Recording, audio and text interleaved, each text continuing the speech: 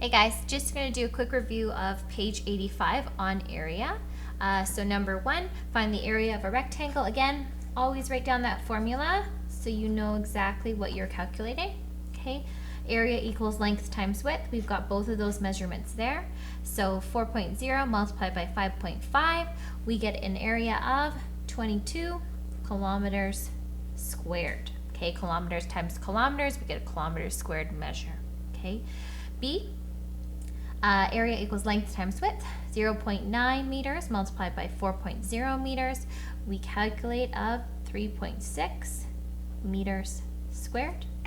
And lastly, area equals length times width, 5.0 times 2.2. We get an area measure of 11 centimeters squared. Okay.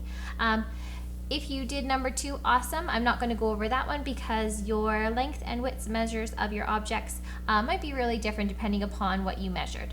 And of course, if we don't have access to a classroom floor, you could substitute that for a floor in your house or whatnot. Okay. All right, moving on to number 3. Draw a rectangle with an area of 12 centimeters squared and label the side lengths.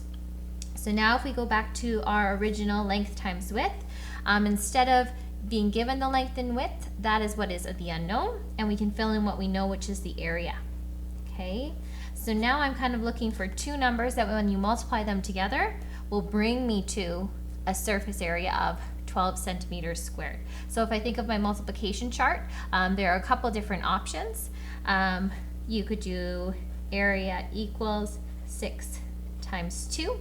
Okay, so you could have a rectangle that has a length measure of 6 and a width measure of 2. Okay, another combination that would work would be area of 12 could be equal to 12 times 1. Okay, look something like that. So 12 centimeters multiplied by 1 centimeter would also give me 12 centimeters squared. I could also do a third one that would work, would be area equals 4 times 3. Okay, that rectangle would look something like this. Okay, and that would also give me 12. Okay, so you could have different combinations for the rectangle, just as long as the two length and width, when they're multiplied together, will give to you your 12 centimeters squared. Okay. Now on to stretch your thinking. Yes, room 15, you have to do stretch your thinking. I know you're all laughing right now. All right, so find the area of the shaded part of the rectangle. Okay, so we're looking for just this part. Okay, so this is a two-step problem because you do have a section in the middle that is not included in your measure. Okay, so step 1 would be to find the area of the whole outside. So pretend this inside isn't here, and we're looking for just this full rectangle. So area equals length times width.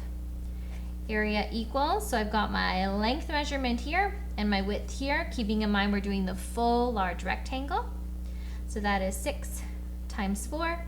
So the whole outside larger rectangle would give me an area of 24 centimeters squared. Okay, that would be your step 1. Okay, step 2, then you need to consider your two other measures, that is a small inside rectangle.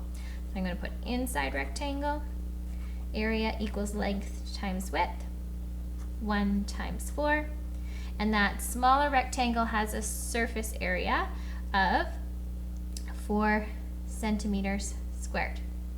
Okay, so these are kind of the two numbers that are important.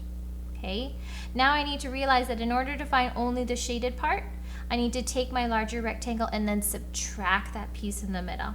So then I would take the outside and subtract the inside, which would be 24 centimeters squared, subtract the 4 centimeters squared, which would leave me with 20 centimeters squared.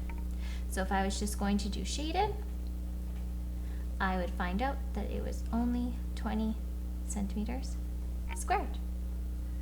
Awesome guys, thanks for watching.